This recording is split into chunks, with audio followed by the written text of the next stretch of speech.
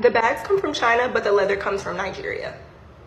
The bags are manufactured in China, but the leather, the exotic skins, the snake skin, the alligator, it comes from Kano, Nigeria. Come on in, let's talk about it. Yes, because I love that the Chinese manufacturers are coming on here and asserting that they are producing these luxury bags and luxury goods, but also Black people have a hand in that manufacturing by way of tanneries in Kano, Nigeria.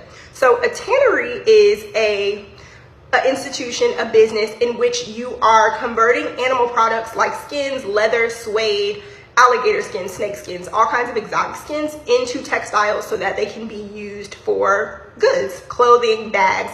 And Kano, Nigeria is headquarters, world headquarters for this practice. And they have long since been headquarters for hundreds of years. So I interviewed during the pandemic a man named Winston, and he leads a business out of Kano, Nigeria called Winston Leathers. And they are actually a third generation tannery.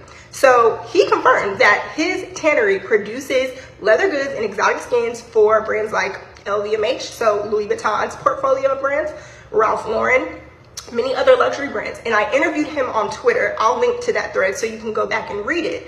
But yeah, he shared that this practice of providing exotic skins to the world, but specifically to China, goes back to the Silk Road, when traders in Mali were providing leather goods up through Morocco and on into Asia. Moroccan leather is known for its quality, and Winston actually shared that Moroccan leather can be traced back to Kano, Nigeria, and it's actually Kano leather. So I love all the conversation that Chinese manufacturers have started around like amplifying that those goods are produced and manufactured in China. I want to go a layer deeper and talk about how Black people are actually contributing to the manufacturing as well, because the leather goods and the exotic skins that make up those bags that they're putting together in China actually started on the continent of Africa, in Nigeria.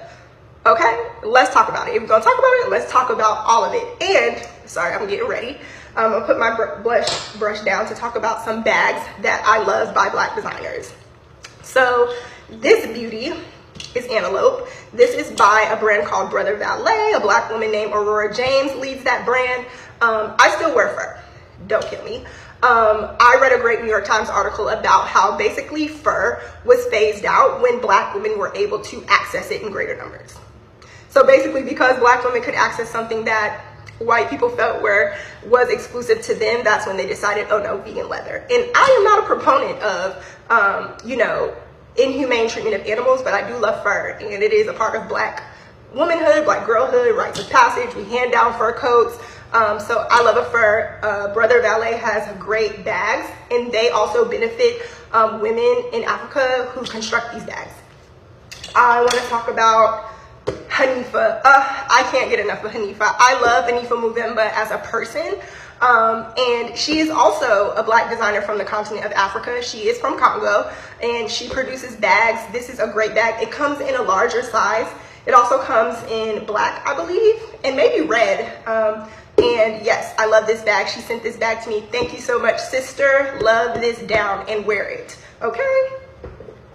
And we gotta talk about Luar. So Luar is headed by Raul Lopez. He is a person of color. And he's actually previously one half of Hood by Air. So if you're familiar with Hood by Air, they pioneered streetwear. He was one half of the duo who founded it and led it. So icon already. He circled back, okay, and hit us with another brand called Luar. This is the ostrich texture. This is 100% genuine leather. It's ostrich textured. I also have a smooth version of this bag in brown. And then I also want to shout out another Black handbag designer named Wilglery. She heads the brand Anima Iris. I had the pleasure of working with Wilglery when I was at Amazon. So I was brought to Amazon. Many of you know I work in luxury fashion. Hi, I'm Shelby. I'm a costume and fashion historian, a Forbes 30 Under 30 honoree, a Vogue Business 100 Innovator honoree, and a 10+ year veteran of the luxury fashion industry. And during my career journey, Amazon brought me over to stand up their luxury division. And so I onboarded luxury brands with an emphasis on Black luxury brands, okay, and I got to onboard Anima Iris, and Wilglery and her team were amazing. Love her bags down, own more than a couple. They're not within my reach right now, but wanted to shout her out because her bags are still produced on the continent of Africa as well. So support her bags. But yeah, I just wanted to talk about that, girlies, because it has to go without saying. Black people are in the mix with a lot of things, okay? And this is one of them. So just as China is making sure to assert their contribution and their attribution to the luxury handbag industry, I want to make sure that we assert and attribute Black people's contribution, which is specifically in Kano, Nigeria, via these tanneries. So yeah.